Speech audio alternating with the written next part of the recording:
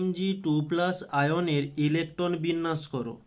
যদি Mg থাকতো, তার পারমাণবিক ভর হয়ে থাকে 12। এর ইলেকট্রন বিন্যাস করার জন্য কক্ষ যেগুলো থাকে K, L, M। তো K কক্ষে 2টো ইলেকট্রন, L কক্ষে 8টি ইলেকট্রন থাকে, M কক্ষেও 8টি ইলেকট্রন থাকে। কিন্তু এখানে তো এতগুলো ইলেকট্রন নেই, এখানে 2টি আছে, 8টি মানে 8 2 10 হয়ে গেল, আর 2টো ইলেকট্রন। তাহলে আর 2টো ইলেকট্রন শেষ কক্ষে চলে আসবে। ওকে, এই হয়ে গেল Mg এর ইলেকট্রন বিন্যাস। কিন্তু আমাদের প্রশ্নে দেওয়া রয়েছে Mg2+। ওকে, 2+ কথাটির অর্থ হচ্ছে যে 2টো ইলেকট্রন দিয়ে দিয়েছে।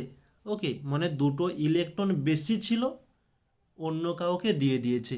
যেহেতু আমার কাছে বেশি ছিল, দিয়ে দিয়েছে, তাই জন্য এখানে 2+ হয়েছে। তাহলে এর ইলেকট্রন বিন্যাস হবে KLM।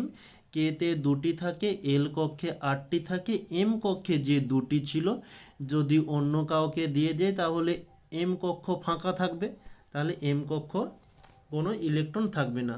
এটি হচ্ছে যে M2+ এর ইলেকট্রন বিন্যাস। ওকে।